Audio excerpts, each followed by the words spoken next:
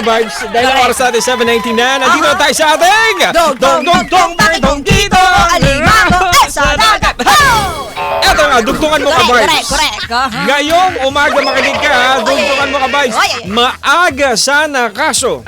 Kaso, Ayan ang maaga sasagutin mo. sana, kaso, natulog pa ulit. Ayun lang din talaga. Maaga sana kaso inisnus niya. Ayan ang sinasabi natin. Maaga sana. Kaso, nagkaaberya. Oy, alam mo ba? Mamamaya mga ka-vibes, yung ang kagandahan pala pag maaga ka, kasi parang ina-anticipate mo yung pagka nagka-aberya, hindi ka pa din malilate. Pero once na ina-anticipate mo, na-manifest mo, nangyayari, di ba? Hindi, wala na, chismis lang sa akin. Lasing kasing kausap ko nung nakaraan eh. May hangover pa. Di ko din masabi kung totoo. Ano bang entry nyo dito? Oo. Ano nga yung? Maaga sana. Maaga sana kaso blank. Sagot dito ni Erickson Mantolino. Mantolino ka rin. Maaga sana kaso traffic sa Skyway. Sa Skyway traffic. Skyway kasi. Bakit? Ayan ha. Grabe naman Maaga si sana Skyway. kaso traffic daw sa Skyway. Bakit kaya traffic, di ba? O kayo ba ka-vibes? Maaga sana kaso blank. Oy, sumagot si Christine Di Oy, Guzman. ano yan? Maaga sana kaso puyat. Ayun lang. Kaso Baka naman puyat. kasi nag-hang out. Akala ko maaga sana kaso payat. Ayan, sabi ni Chase, Lunes na Lunes bawal malate, kaya maaga sana, pero maaga talaga. Ay naman ako, maaga sana kaso late pa rin ako. Sabi yan ni Avlis Ed. Binaligtad niya, feeling niya ambulansya siya eh. Ambulansya. Wait na maaga sana kaso late pa rin. Ito, maganda yung entry ni Chase. Sabi niya, maaga sana, kaso malamig yung tubig, nakakatamad maligo. Ay, diba? Yun ba, sana maaga sana kaso. Alam mo, 3 diba? buwan natin po problemahin yung lamig na yan.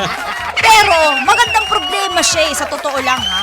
Kasi, all year long, napakainit po sa Pilipinas. Si Chamart! Si Chamart hindi! Ano yan? Chamart, maganda umaga. Maaga sana kaso nag-aya ulit sa komanda. Ayan, sinasabi natin. Ay, magandang umaga sa'yo, Chamart! Chamart! Good morning! Yan yung legend na talagang tinitingala ng lahat ng mga DJs na nasa ere ngayon. Ito alam nyo kung bakit.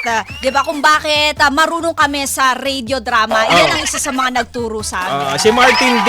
Kasi elementary pa lang ako. Bumurahin tayo ni Chamart. Kinder pa lang ako. Nakikinig na yung magulang ko sa'yo. Na-imagine ko na yung Alam mo mura. ako magulang ko pa pala. Sobrang pangawalang hiya na talaga, no? Anong sanggol ka pala, Mama Mia? Walang gano'n. Grabe ka naman kay Chamart. Pero grabe, maraming naituro sa amin si DJ Martin D. Sobra. Pagdating sa radyo talaga. Ay, alam mo ba, kami ni Macarena noon sa MOR. Correct. Si Chamart yung nagturo sa amin sa Ito talaga. kasi sa console. Kasi ang galing ni Chamart eh. Magaling si Chamart. Pag Magaling nagkita din siya nga kami mag-edit. pag nagkita kami ni Chamart, lalasingin kayo namin. Hoy. Lalasin ng kwento at tawa, di ba? Tama. Ito, sabi ni Randy Esplana, maaga sana kaso pinapanood ko si DJ Mama Mia. Sa dahilan pala bakit na-late siya. Parang iba yun. Nagkasakit bigla. Sabi ni Hel, maaga sana kaso broken ako. Broken. So, baliin natin lalo. Si Carl Nicolas, sabi niya, maagang lamiga, parang relasyon ng iba nilalamig. Yan naman tayo. Humuhugot. Ayan na sinasabi natin. Ang aga ng hugot na. Feb 2 na kasi ngayon. Feb ibig kasi. Diba? So yung Alam iba mo, parang, hindi na namin problema yan.